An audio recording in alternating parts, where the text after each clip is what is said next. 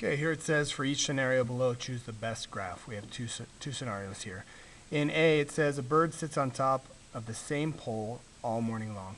And we see that the graph has two relations. We have the bird's distance above the ground in relation to time.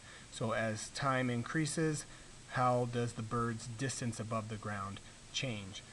Well, we see from the scenario that as the morning goes on, so as x is increasing, the bird is staying the same distance from the ground the whole time. So we look at this first one, we see that as the morning goes on, this is saying that the bird's distance on the ground is 0, 0, 0, 0. So technically that would work for this scenario until we hit this point here, where we see that the bird's distance from the ground goes from 0 to infinity within the matter of this split second here. So that wouldn't work, and it's not realistic. Over here we see the bird's distance above the ground starts at some starting point here. Our y-intercept is some distance above the ground. And then as the morning goes on, that distance stays the same. So this number B, or this second one here, fits the scenario that we see here in letter A. Sits on the same pole, same distance from the ground all morning, not moving.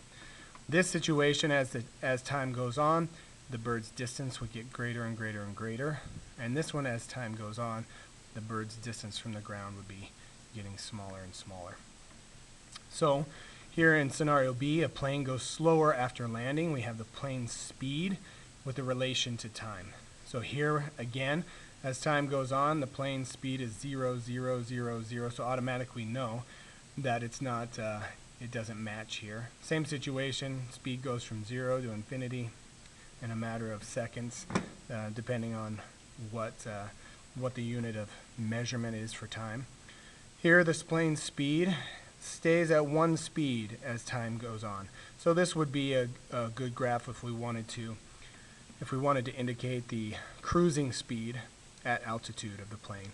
And once the plane gets up to altitude, kind of hit autopilot and stays at the same speed.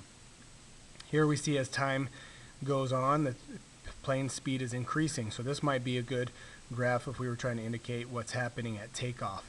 It starts at 0 and increases as time goes on. And here we see that the plane speed is high and then is starting to decrease as time goes on, which would match the scenario there in B, that the plane goes slower after landing.